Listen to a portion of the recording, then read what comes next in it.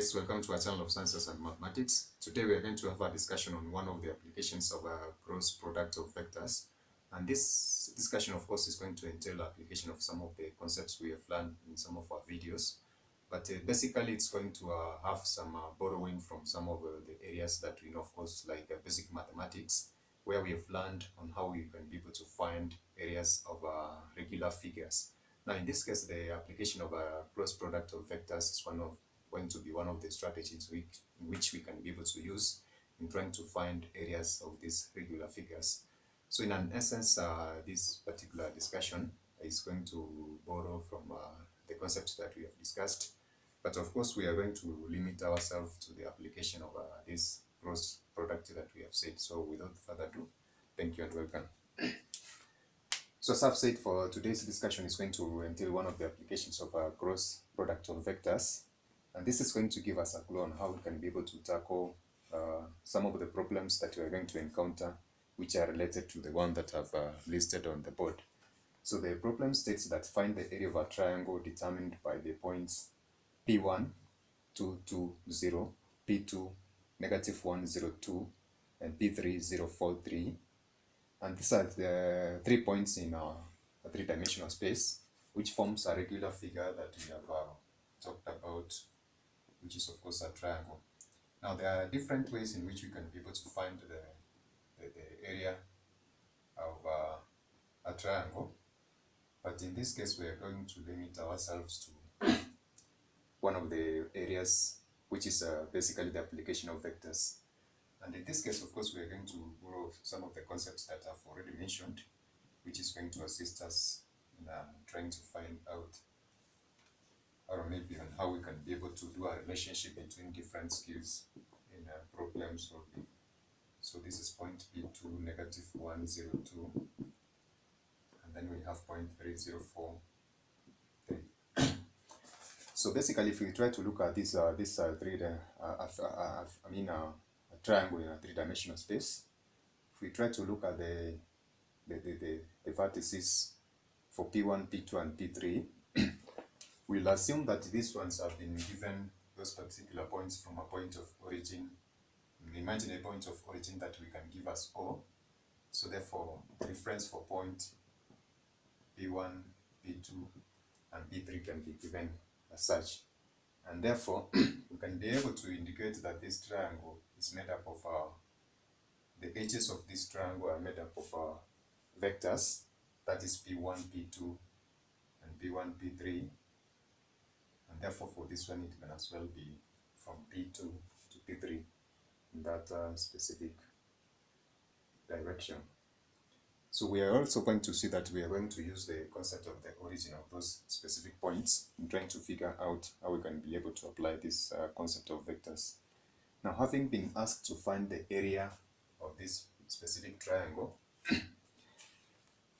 basically we can use the concept of finding the cross product between, of course, of vectors P1, P3, P1, P2, and then we are going to see the relationship between this one and our parallelogram. So our strategy for this is going to find the magnitude, or maybe the resultant vector from this point of origin for P1, P2, and P1, P2 and P1, P3. So therefore, that is going to be our first step. So for us to find the P1, the quantity for P1 and P2 from the point of origin, we can give this one these vectors OP and the vector OP3. That is OP1, OP3 from that point of origin. And this one as well can be given as OP2. So in trying to look at those, we can find P1, P2 by the addition of these two vectors, which is OP1 plus OP2. But if we look at this, of course, in trying to combine those two vectors, addition of those two vectors, we're going to go in the negative direction of OP1, and then it's going to be plus OP2. So therefore, we're going to have negative OP1 plus OP2. So basically for that case, this is going to form the addition of those specific vectors for us to find P1, P2. Therefore, I'll just do away with this. So we can do a rearrangement of this specific expression in order to find OP2 minus OP1 as the resultant vector P1, P2 from O or P1 or P2. Therefore, because we have been given the three-dimensional coordinates for these specific vectors, we're going to indicate them using the column vector for the x, y, and z direction, just using that format. So therefore, we can be able to represent OP2, this one, using this specific format. So therefore, OP2 is going to be given as, so therefore P1, P2 is equals OP2, which is this one, -1, 0, 2. So to find that difference, it's a minus OP1, which is minus 2, 2, 0. This is going to give us, that is minus 3, minus 2, and then that is going to be 2. So this is the sum that is going to give us vector P1, P2. And in that respect, of course, we said that we can also find P1, P3. So vector P1, P3 using that specific format. So this is going to be P1, P3. We're going to using the origin, we're going still to have P1, O, and then O, P3. So it's going to be P1O. But just let's represent it to the normal way, and then we're going to cater for that negative direction. So it's going to be OP1 plus OP3. But remember, we have said that, or maybe not, we have said that this is a negative direction. OP is a negative. If we're going to find the resultant vector for P1, P2, OP is going to be a negative direction from that point of the point of that vector, point of direction, or the direction of that specific vector. So it's going to be negative OP1 plus OP3. So therefore this vector is going to be OP3 negative OP1. So that is going to give us the resulting vector for P1, P3 from our illustration. So this is going to give us, using the same concept, this is going to give us a 0. So P3, 0, 4, 3 minus OP is going to be 2, 2, 0. And the resulting vector P1, P3 is going to be negative 2, 2, and then 3. So therefore, having found the representation for the x, y, and z coordinates, or the quantity for those two vectors for P1, P3, P1, P2, we can find a cross product for these specific vectors. Now this cross product is going to represent the area that is covered by the figure that is going to be formed by P1, P3, and P1, P2. But we're going to see which specific concept is going to be applied in this case. So if you try to look at this specific figure, I'm just going to do away with this because we already have a representation for P3 at this specific point, so that I can illustrate a particular point. So in this case, if we try to do an extrapolation for these specific points, we'll form a regular figure that I mentioned about, which is going to be a parallelogram, whereby this is this is point P3. We just to write them. So we have P3, and we can have an imaginary point at this specific, which is P4, at that specific point. So figure P1, P2, P4, P3 forms what we call a parallelogram. So from basic mathematics, we know that in finding the area of a parallelogram, because base times height. And we are going to use this specific concept in trying to find the relationship between P1, P2, P3, which is a triangle, and the area of this parallelogram. Now the concept is that in trying to find the cross product between P1, P2, P1, P3, that is going to imply the area of this specific parallelogram, which encompasses this whole area plus the imaginary one that I've written. If we were to give them specific points, let's say this is area A and B, so therefore the cross product of vector P1, P3, P1, P2 is going to give the area, the total for area for A and B. But our point of interest is for us to find the area of a triangle. So therefore, if we divide this parallelogram by half, we're going to have the area of P1, P2, P3. So that's the strategy that we're going to use in this specific case. So having those 2 points, then we can be able to represent them using the I, J, and K concepts that we talked about. Therefore, this is going to be the area of that parallelogram is going to be the cross product between P1, P2, and P1, P3.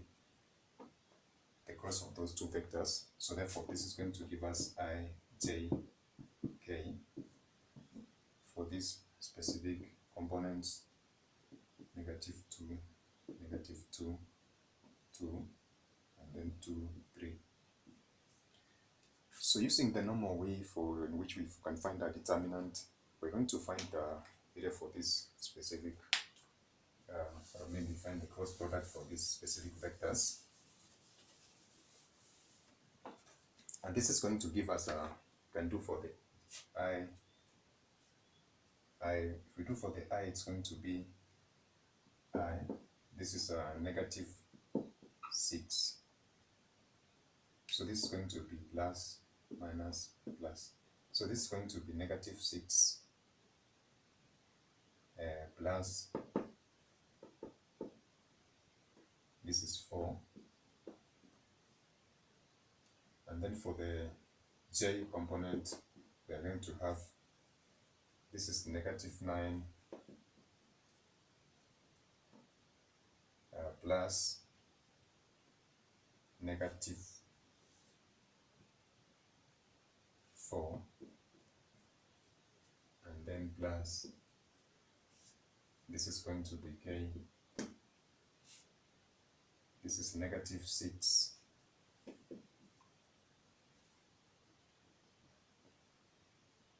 plus 4. We try to see whether we have done that specific table correctly. So the first one, this is a negative, or this is negative 6. This basically is a minus, so it's a confusion there. So this is a negative 6 minus 4, and for the Z component it's minus, this is negative 9, and then minus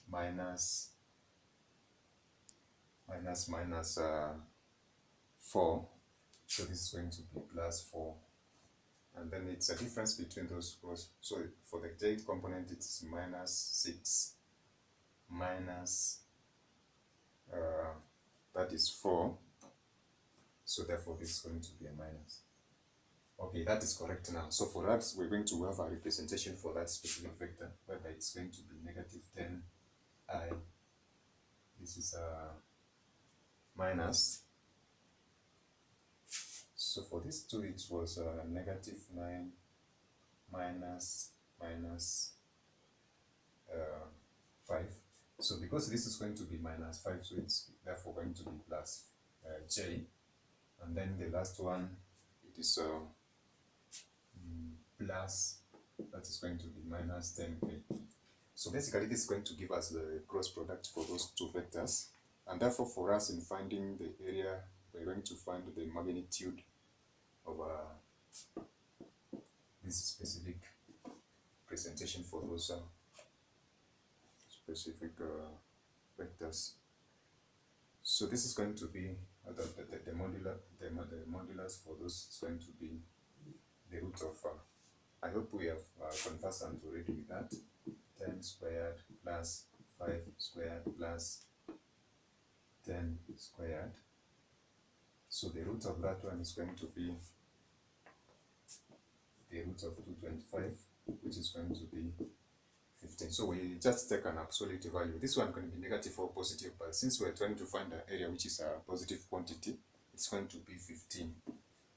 And if we try to look at that, we say that this basically is the area of P1, P2, and P4, P3. Just use that specific representation, which basically we said is the area of a parallelogram. And if we try to have the area of that parallelogram, then we will just find the area of our point of interest, which is the area of a triangle, P1, P2, and P3. So therefore, in that particular case, we are going to have that area of P1, P2, P3. That is, of course, a triangle. Just using that representation for triangle is going to be a half times 15, whereby I've said 15 is the area of a parallelogram, which is going to be 7.5 square units. Now suppose these were meters, centimeters, etc., then we can be able to represent those ones in terms of the dimension or maybe the specific unit for area. So as we can see from this is one of the applications for cross product for vectors, which we can basically use in order to find area of a triangle given the vertices for P1, P2, and P3 in a 3-dimensional space, or maybe in a rectangular coordinates system that we have already been discussing in some of our videos. So of essence is for us to try and identify this original point that I've put, which is imaginary here, which is going to assist us in order to find the extent of or maybe the size of these specific vectors which are forming this specific triangle. And then when we find the addition or the difference between those specific vectors, we're going to use a cross product, the cross product or the concept of finding a determinant in order to find the area of this triangle together with one of the half that we have put, which is area for P, an imaginary one, which forms the area of a parallelogram. Then we can find half of that in order to find the area of that regular figure that we have been requested. So given these specific points, then we can be able to find area of this specific triangle. So that is it for today, guys. I hope that we have appreciated one of the applications of this concept of cross vectors. And once we come across them, then we're going to be able to borrow a skill or maybe a concept from our discussion in order to apply and then find the quantities which have been requested of us. So that is it for today. Bye. God bless.